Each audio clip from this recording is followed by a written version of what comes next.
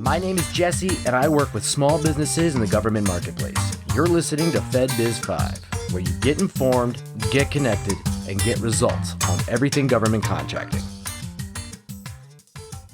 Hello, and welcome to another episode of FedBiz 5. We have Frank Krebs, the Senior Contracting Specialist at FedBiz Access, to discuss the government's procurement lifecycle. Welcome back, Frank. Hey, it's always good to be on with you, Jesse. So, Frank, where does the government contract lifecycle begin? Well, a government procurement begins with either an idea or a need by a government agency.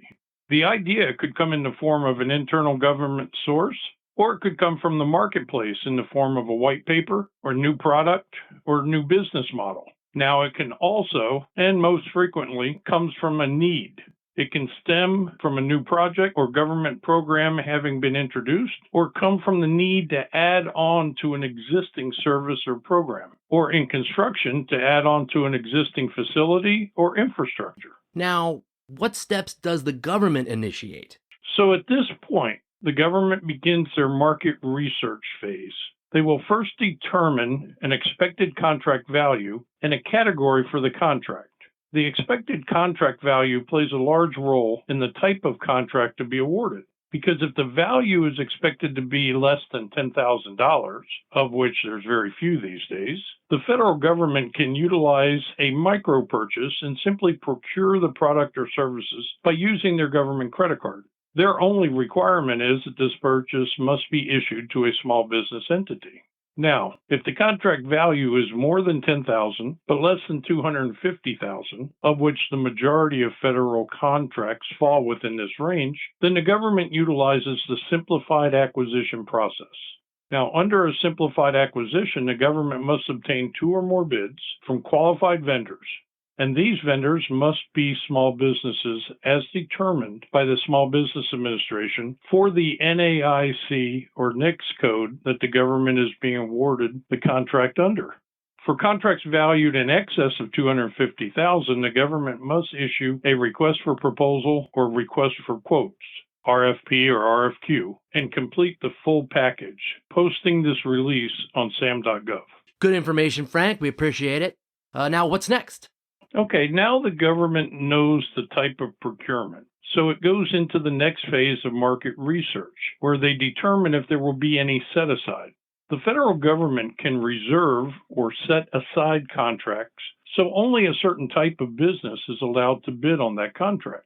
If the contract is very large with multiple processes, it's doubtful that this would be set aside, and therefore it's usually awarded in a full and open competition where any business of any size or certification designation is allowed to bid.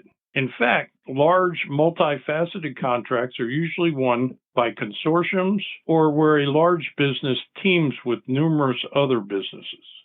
Now, set-aside contracts are contracts that limit the companies that are allowed to bid to only a single class of contractor. Now, this is done for a number of reasons. First, the government is tasked with awarding at least 23% of their total annual contract dollars to small businesses. A set-aside limits bidders to only small businesses, or can even further reduce the bid pool to, say, women-owned, veteran-owned, 8A, or Hub Zone certified small businesses. Now, the market research performed by the government buyers will indicate whether there are qualified businesses of a particular class that would be able to bid on the contract. And if so, the government buyers typically will issue their contract as a set-aside. Now, if the market research that they perform is inconclusive, many buyers will issue a sources sought notification or a request for information RFI. Now, this announcement is made through sam.gov and informs the marketplace of the government's intent to award a contract for specific products or services and seeks answers from the marketplace regarding whether they can perform the required services or provide the products if they are a small business and or part of any socio-economic class.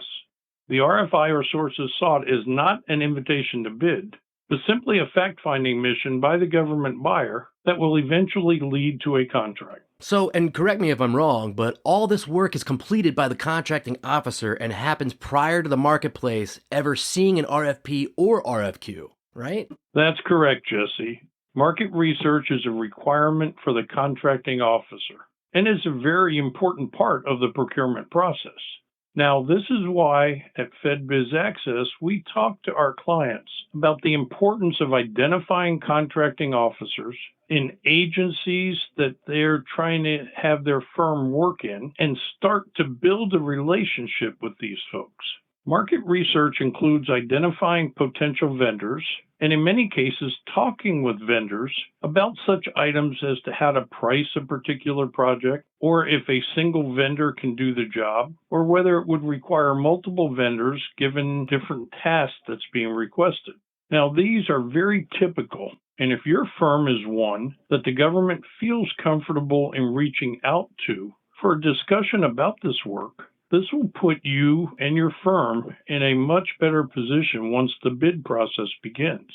So this is what is meant by becoming involved in the early stages of procurement planning. And it's something that all prospective government contractors should strive to be a part of. Yes, a company that is involved in these early stages can help to shape the contract and puts them in a better position to bid. That's awesome. Now, before we go, is there anything else you'd like to share? Yes, the contracting officer will now complete the actual statement of work or the work order.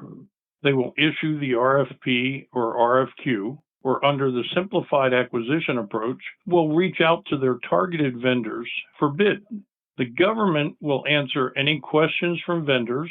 They will close out the bid process, evaluate the bids received, and award the contract, thus beginning the execution phase of the contract. Excellent information. Frank, once again, I think that's going to wrap it up for us. Is there any final thoughts that you might have? Jesse, the only thing is try to get involved early in the process.